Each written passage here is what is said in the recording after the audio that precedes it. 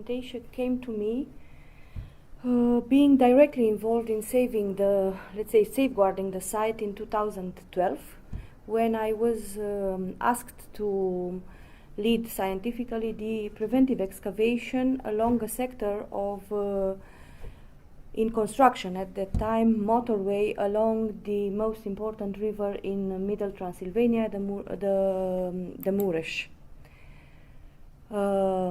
Having also a PhD in the history and development of archaeological heritage in Romania, but also confessing that I work as a private consultant for a very disputed project in Romania, Roșia Montană project, I found myself in an unbelievable situation by the end of 2012, given the fact that the site I will present you briefly as a study case was not at all known prior to autumn, very late autumn 2011, and also I have to, in a way, I believe, scare you in telling you that archaeology up to 2014 in Romania was called in relation to the construction of the motorways only in the construction phases.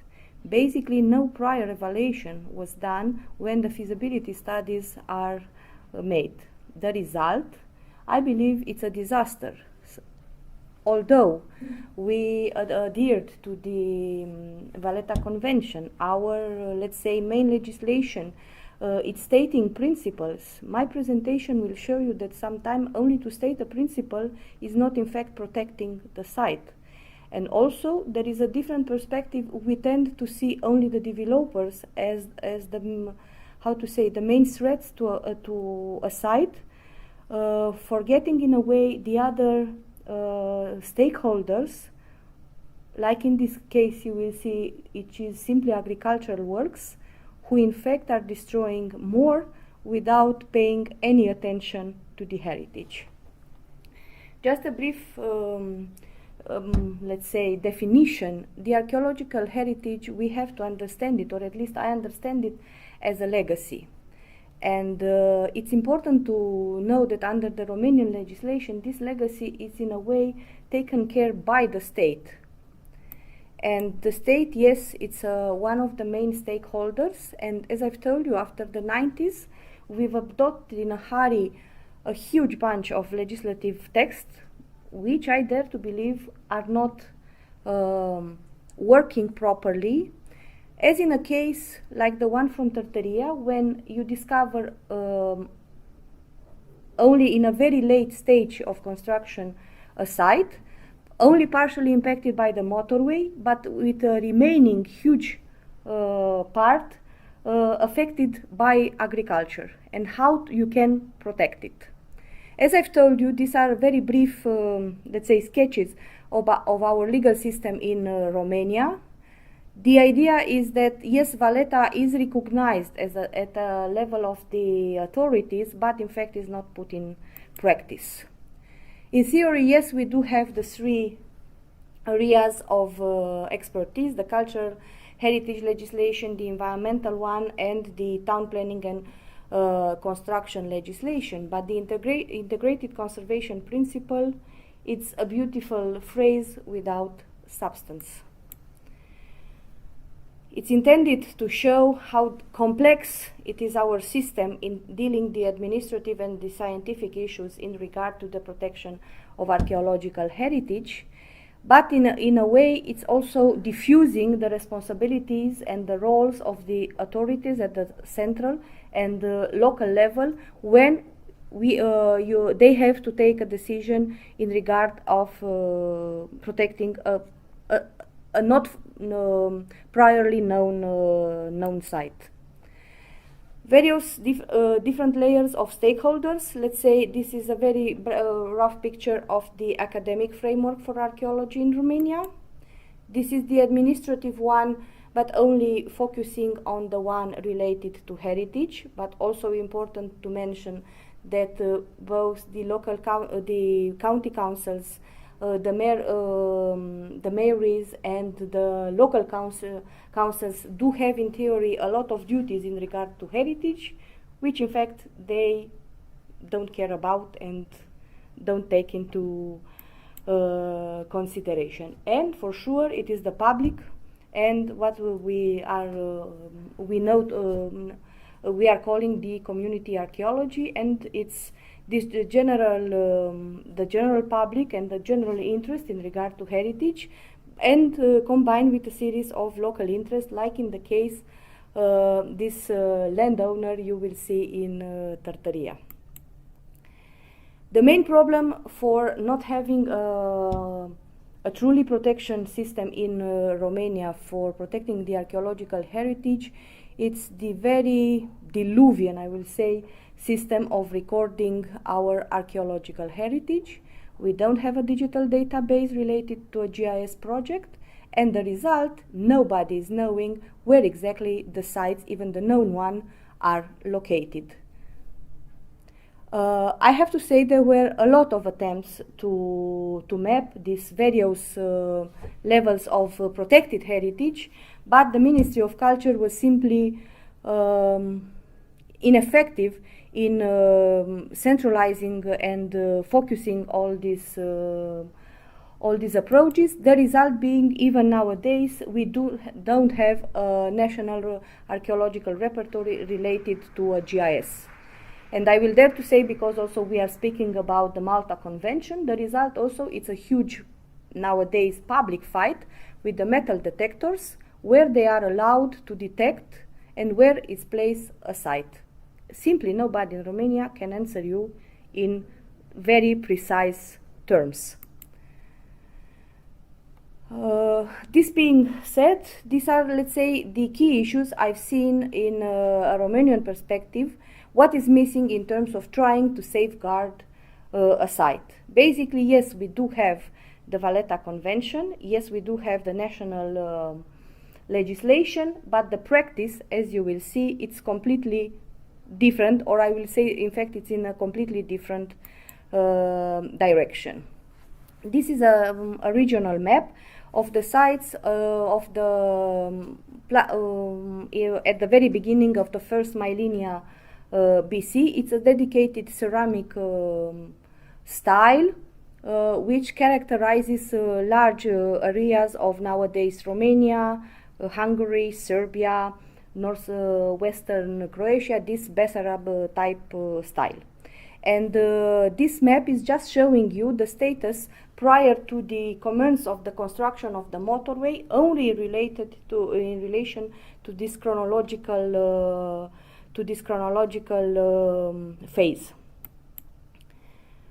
The location of the site on the Mureș Valley, and a picture at the very end of the excavation in August 2000. In August 2012. Why it's not working? Because the color, probably. Because it's green. Sorry, then I will show you. Basically, this is the track of the motorway. The site only impacted by the motorway are these two parts, but the remaining part is this huge plateau you are seeing right now. With the special remark that most probably, in fact, the historic landscape was impacted in late 19th century by the construction of the railroad and the national road along the Mureș Valley. But absolutely no prior concern was given even to this type of information. This is the map I was provided in spring 2012 in regard to the site. The green area, it's what was preliminary outlined as a prehistoric site to be excavated in less than 4 months. And the pink area is what we've find out it has to be added to the research project while we were already working in the field 2 months after the beginning of the preventive archaeological excavation. I will dare to say to you that basically when I started the excavation in 2012, I was completely in blind. Nobody knew exactly what to expect in there. This is the way the site simply looked in spring 2012. I will move forward on the details, and this is the result. What you see in dark blue are the trial trenches to try to understand the general stratigraphy and to the main location of the archaeological features, and what is in purple, it's a very complex system of open area excavation to understand and document exactly what the features are. And the results are this. It's an area full of archaeology and archaeological potential, with a special remark on the finds. This is the special material, which are it's the richest Iron Age, Middle Iron Age, site in Romania nowadays in terms of metallic finds, both bronze and iron, with a special remark to the special finds: 2 bronze hoards and iron objects found in an outlining ditch. Sorry, I forgot to tell you that. This is the outlining ditch.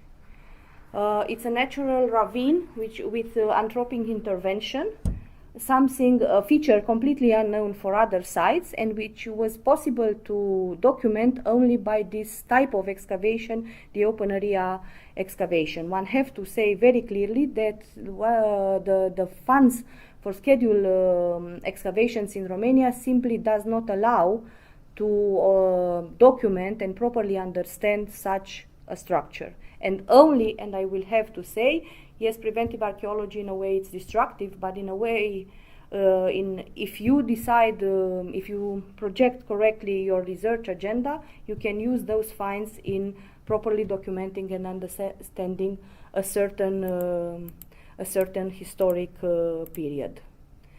The second find was just 3 meters in the same level, the second bronze hoard, and also you will see in here it's another particular find. It's a collective grave, and completely unknown for this period for the nowadays Romanian territory, but during the last 6 to 7 years comparable finds have been made in eastern and southeastern Hungary, also in relation to motorway construction, but also in nowadays Serbia. So it's the evidence for this particular phenomenon of the early and middle Iron Age period along the Middle Danube and Lower Danube are starting to build a file. And more interesting, when we map the bronze hoards of this historical sequence, we see that the area between Orăștie and Alba Iulia, it's very rich in these finds, and also that they are all located on the ends of the valleys, river valleys, coming from a mountainous area very well known for salt deposits, gold deposits, and non-ferrous ferrous deposits. So yes, a proper archaeological repertory prior to this excavation would have helped enormously in understanding this historic environment. And further, I've managed, since the end of 2012, understanding the nature of the site, I will dare to say it's a personal battle to try to save the site. As you see, this is the part investigated throughout preventive archaeological excavations, and this is the remaining area on which we've performed large-scale geophysics surveys in 2004 and 2016 in trying to gain the battle with archaeology, agricultural works. As you see, it is an intensive agricultural area.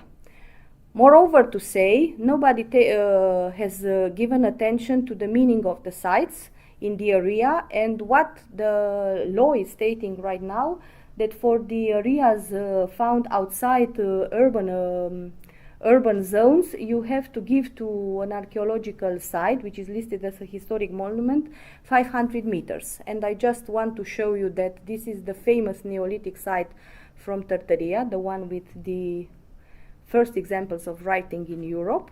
And with European funds, they built somewhere between 2015 2016 a waste dump. Yes, I know it's shocking. And the others are two major excavations that are completely unreported from an archaeological surveillance in artificial ponds for fishing.